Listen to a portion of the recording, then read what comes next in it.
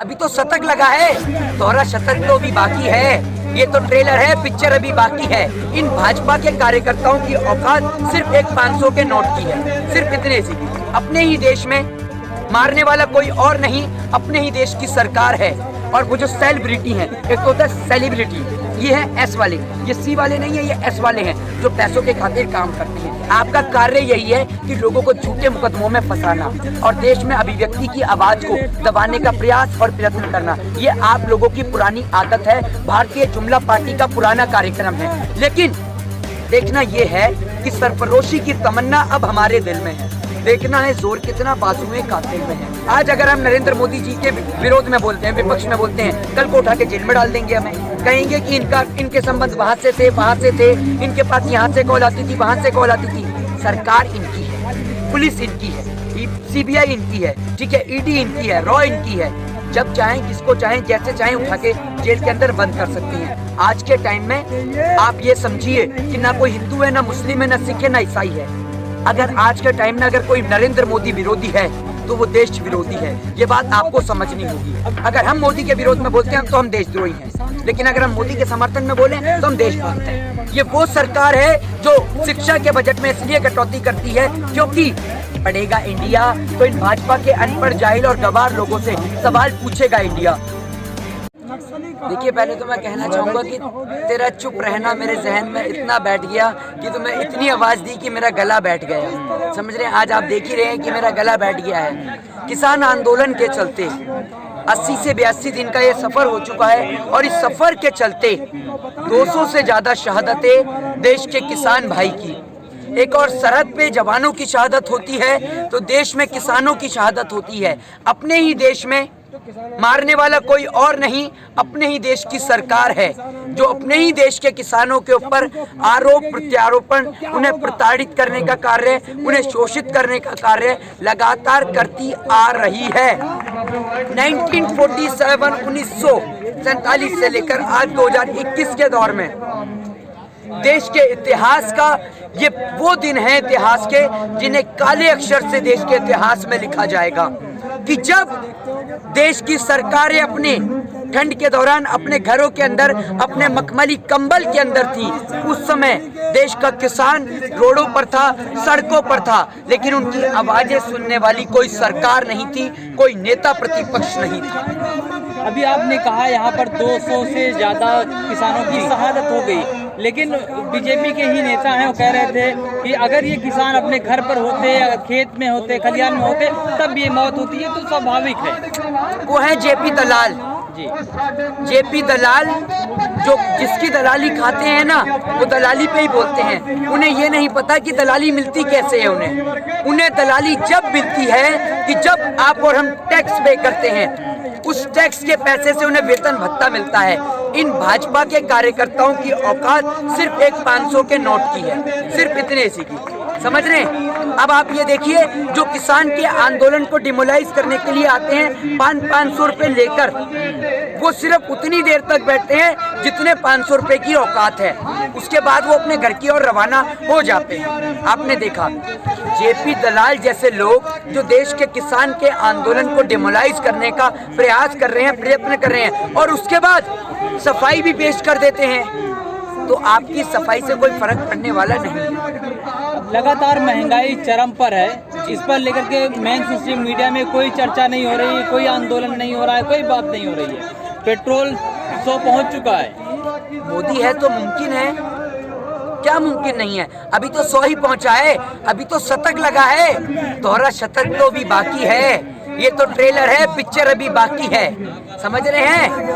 आप ये देखिए, ये वो लोग हैं जो भारत देश को विश्वगुरु बनाने की बात करते हैं और शिक्षा के बजट में कटौती कर देते हैं। ये वो लोग हैं जो देश के अंदर किसानों की आय दुगनी करने की बात करते हैं और कृषि बजट में कटौती करते हैं। ये भारत देश में वो लोग हैं जो आत्मनिर्भर बनाने की बात करते हैं और स्किल डेवलपमेंट का बजट कम कर देते हैं। संवेदनशीलता की बात करने वाली भाजपा सरकार दिव्यांग कल्याण का बजट कम कर देती है और न्यू इंडिया की बात करने वाली सरकार वैज्ञानिक अनुसंधान का बजट कम कर देती है और सबका साथ सबका विकास का नारा देने वाली भारतीय जनता पार्टी की सरकार अल्पसंख्यक विभाग का बजट में कटौती कर देती है, और राष्ट्रवाद का नारा देने वाली और राष्ट्रभक्ति का और देशभक्ति का पाठ पढ़ाने वाली भारतीय जुमले पार्टी की सरकार देश के अंदर किसानों जवानों की पेंशन में कटौती करने का कार्य शुरू कर देती है। आज देश के अंदर दो प्रकार की मंडियां बन चुकी हैं, एक है निजी मंडी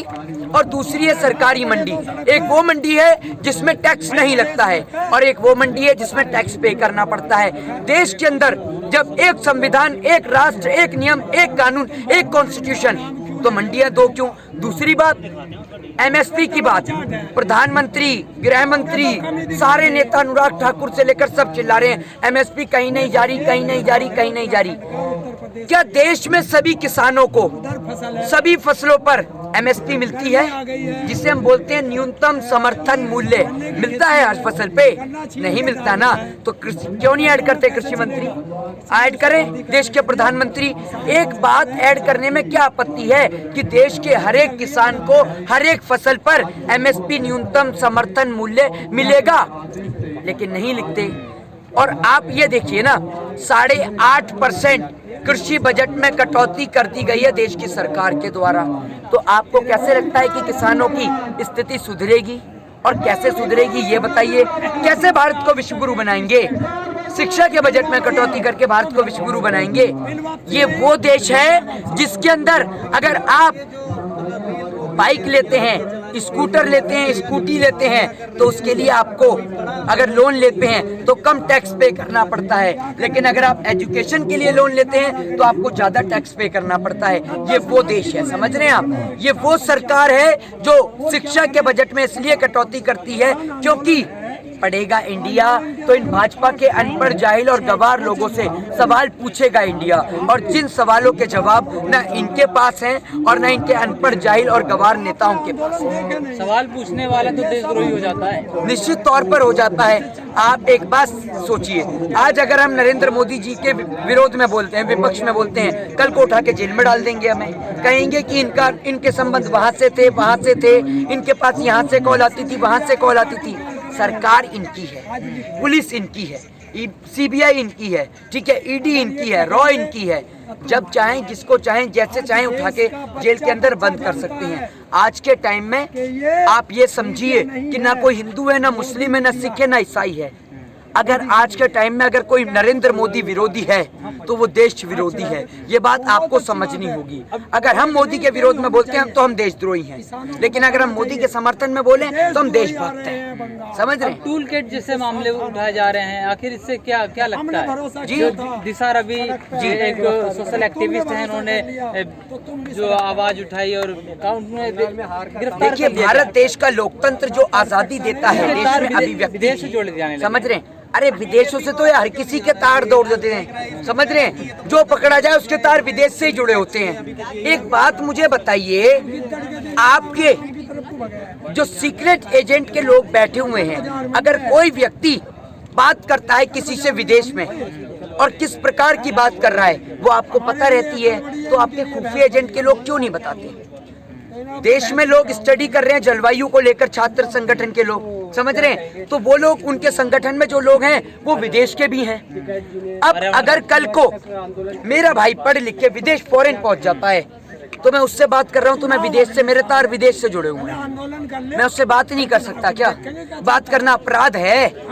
आप कॉल रिकॉर्ड निकालिए ना, आपके कॉल रिकॉर्ड की हिस्ट्री 6 महीने में आती है।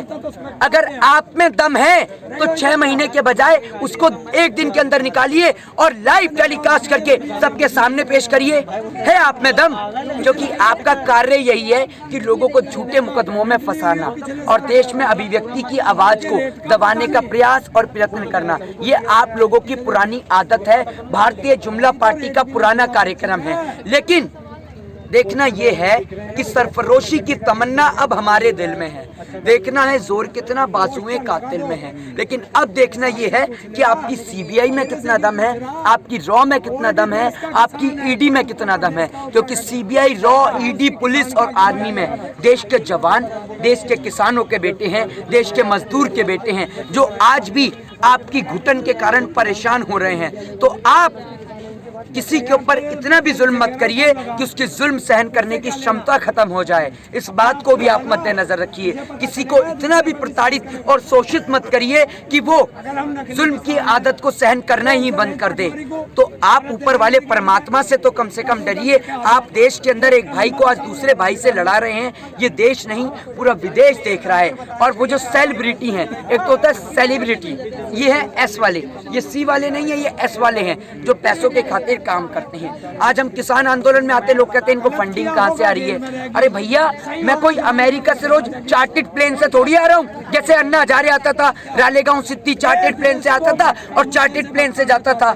भाई हम तो आते हैं आराम से, मेट्रो से आ जाते हैं, गाड़ी से आ जाते हैं, आपको आपत्ति क्या है? समझ रहे? तो आप देश के किसान के आंदोलन को डिमोलाइज मत करिए, उसे बढ़ाने का प्रयास करिए। जय हिंद, जय भारत। सवाल है, बायलैटरल एंट्री को लेकर के काफी आवाज उठ रही है जी, जिसमें कहा जा रहा है कि पीछे के दरवाजे से लोगों को अब अधिकारी बनाए जा रहे हैं। बिल्कुल, ये सीधे तौर पर गलत है। ये सीधे तौर पर, निश्चित तौर पर गलत है, क्योंकि देश के अंदर आपने हर जगह नेताओं का कोठा, मंत्रियों का कोठा, एमपी कोठा। अगर आप पहुंचे वहां पर स्कूल एडमिशन के लिए तो एमपीओं का कोठा है, नेताओं का कोठा है, रेलवे में नेताओं का कोठा है, जगह जगह पहुंचे तो हर जगह नेताओं का कोठा। और अब तो आपने सरकारी शिक्षा के डिपार्टमेंटों को भी नहीं छोड़ा, वहां पर भी आप यही काम कर रहे हैं। और अगर कोई बोले तो कह रहा है लोगों को भड़का रहे हैं। अपनी हक की आवाज को उठाना भड़काऊ बयान है क्या? तो आपके जो नेता भड़काऊ बयान देते हैं उन्हें तो आप Z+ प्रदान कर देते हैं या Y+ प्रदान कर देते हैं, लेकिन अगर कोई देश हित में आवाज उठाए तो उसको उठाकर बंद कर देते हैं। तो अपनी सोच को बदलिए, देश अपने आप बदलेगा। जय हिंद, जय भारत, वंदे मातरम।